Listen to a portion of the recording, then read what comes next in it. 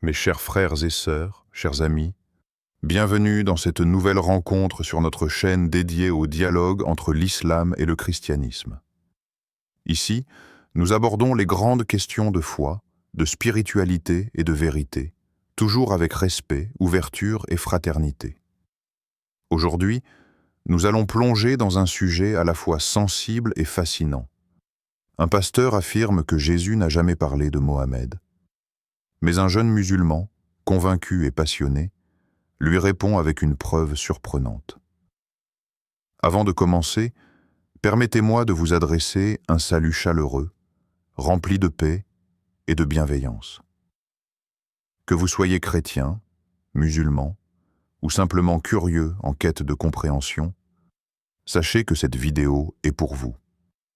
N'oubliez pas de vous abonner sur cette chaîne Lumière de la Vérité si ce n'est pas déjà fait, d'aimer la vidéo et de la partager autour de vous, car chaque échange que nous avons ici peut semer une graine de réflexion et de rapprochement. Et surtout, restez avec nous jusqu'à la fin, car ce que vous allez découvrir au fil de cette discussion pourrait bien changer votre regard sur certains passages du Coran et de la Bible. Pour explorer cette thématique, j'aimerais vous présenter deux hommes, deux chercheurs sincères de vérité, deux croyants habités par leur foi, mais aussi par leur désir de dialogue.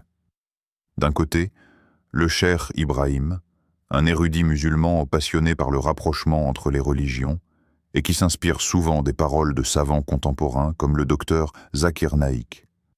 De l'autre, le prêtre Samuel, un homme de foi chrétienne, profondément attaché aux évangiles et à la tradition biblique, qui aime éclairer les débats par l'histoire et la théologie. Ces deux personnages ne sont pas là pour s'opposer comme des adversaires, mais pour converser comme des frères humains devant Dieu, chacun exposant sa compréhension, chacun respectant la foi de l'autre. Et ce dialogue aura lieu dans un espace public, une grande place où se tiennent musulmans et chrétiens, venus écouter, poser des questions, apprendre et réfléchir. L'atmosphère est paisible, des bancs sont disposés en cercle, et le soleil de fin d'après-midi illumine les visages attentifs. Le prêtre Samuel se lève le premier, Bible en main, et s'adresse au public d'une voix posée. Il déclare: Mes amis, j'ai entendu dire à plusieurs reprises que certains musulmans affirment que Jésus aurait parlé de Mohammed. Mais permettez-moi de vous dire avec toute sincérité que dans mes lectures des évangiles, je n'ai trouvé nulle part que Jésus ait annoncé explicitement un autre prophète de son nom. Jésus, pour nous, est le chemin, la vérité et la vie. Il n'a pas, selon notre foi, parlé d'un successeur nommé Mohammed. Cher frère Samuel, merci pour cette parole claire et sincère. Permettez-moi cependant de partager un point de vue que beaucoup de musulmans considèrent avec sérieux. Le Coran lui-même affirme que Jésus, fils de Marie, que la paix soit sur lui, a annoncé la venue d'un messager après lui.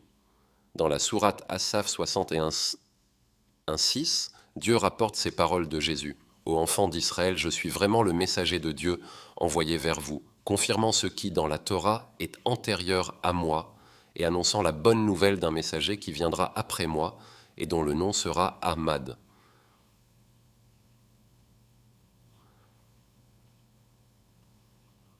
Et ce qui est fascinant, mon cher frère, c'est que même dans les évangiles, il existe des passages qui, selon l'interprétation musulmane, font allusion à un autre prophète à venir. Le docteur Zakir Naik, que j'ai eu l'honneur de suivre, explique que certains termes utilisés dans l'évangile de Jean, comme paraclète ou consolateur, peuvent être compris comme des références non pas au Saint-Esprit, mais à un autre messager de Dieu.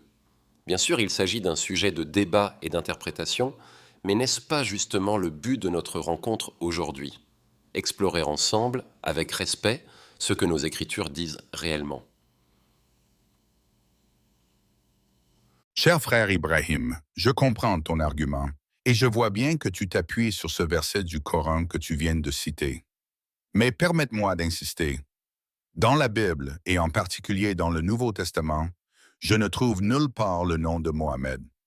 Pour nous, le paraclète dont parle Jésus dans l'Évangile de Jean fait référence au Saint-Esprit, qui est descendu sur les apôtres lors de la Pentecôte. Cet événement est central dans notre foi chrétienne, car il marque la naissance de l'Église. Jésus avait dit, « Je prierai le Père, et il vous donnera un autre consolateur, afin qu'il demeure éternellement avec vous. » L'Esprit de vérité, Jean 14, 16 à 17. Voilà ce que nous croyons.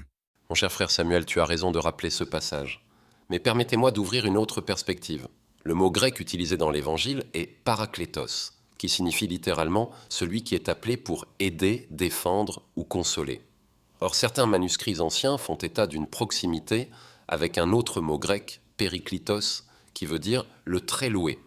Et nous savons que Mohamed signifie littéralement le digne de louange. Le docteur Zakir Naik l'explique souvent. Cette ressemblance n'est pas une simple coïncidence.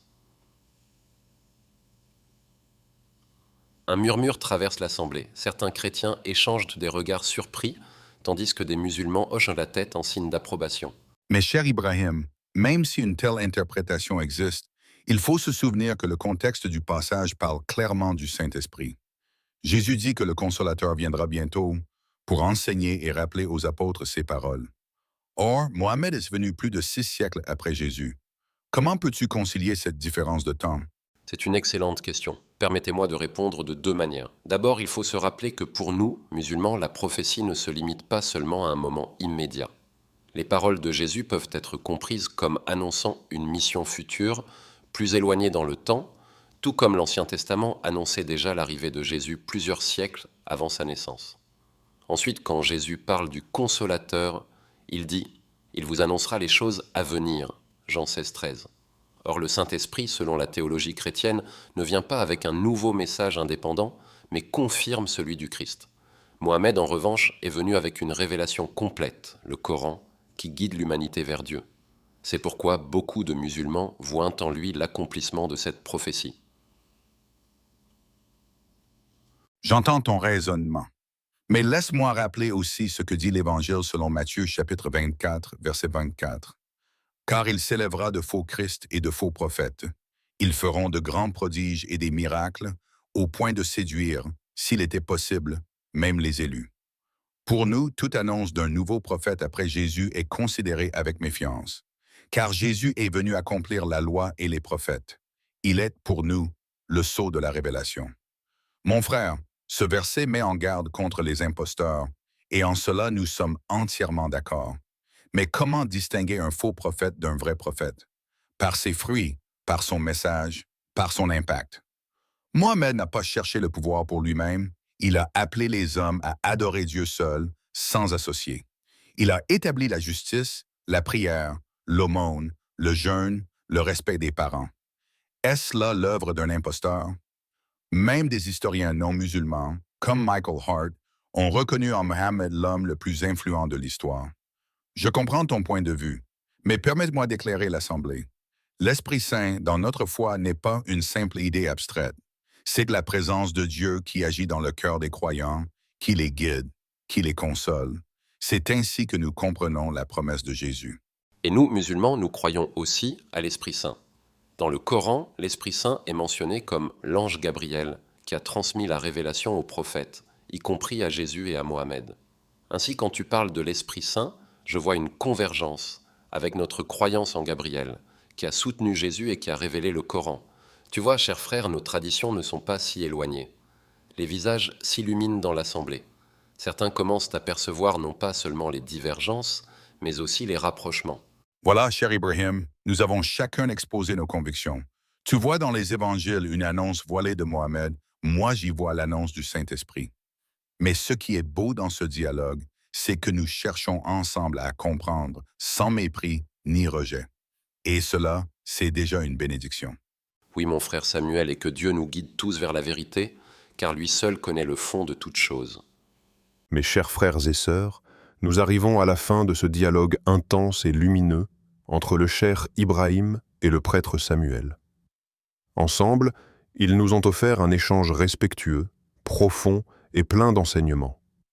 Nous avons entendu 2 voix différentes, 2 traditions distinctes, mais qui se rencontrent dans leur amour pour Dieu et leur recherche de la vérité.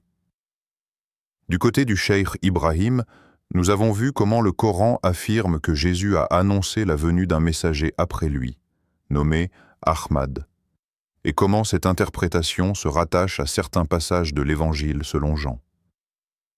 Il a rappelé que le prophète Mohammed, paix et bénédiction sur lui, a apporté un message d'adoration pure, de justice et de miséricorde, et qu'il est reconnu même au-delà du monde musulman pour son influence sur l'histoire de l'humanité. Du côté du prêtre Samuel, nous avons entendu l'importance du Saint-Esprit dans la foi chrétienne, perçu comme le consolateur promis par Jésus, une présence vivante qui habite et guide les croyants.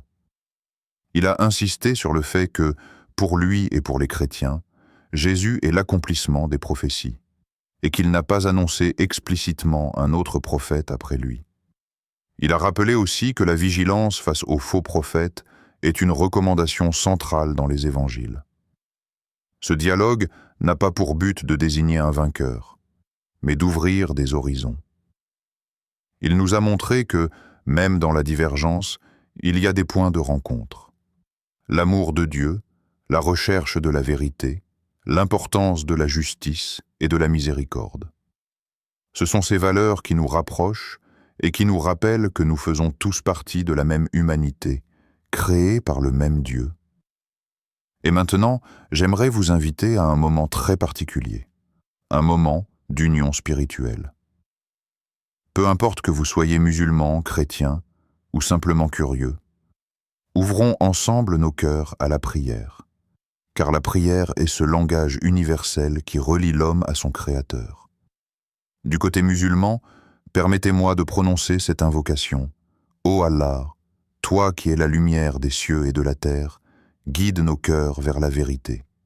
Aide-nous à reconnaître les signes que tu as envoyés à travers tes prophètes. Donne-nous la sagesse de dialoguer avec respect et fais de nous des artisans de paix et de justice. Enveloppe-nous de ta miséricorde et pardonne nos erreurs. Amen.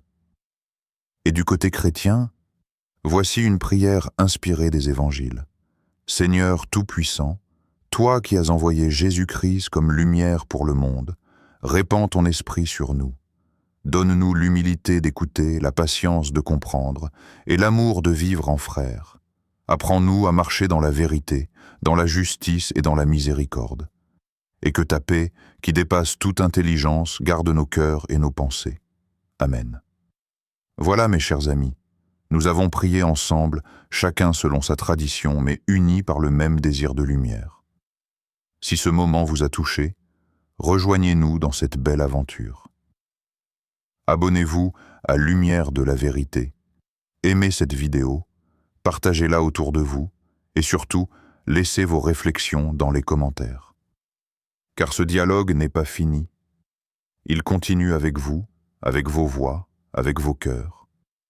Que Dieu vous bénisse tous et qu'il nous guide sur le chemin de la vérité, de l'amour et de la paix.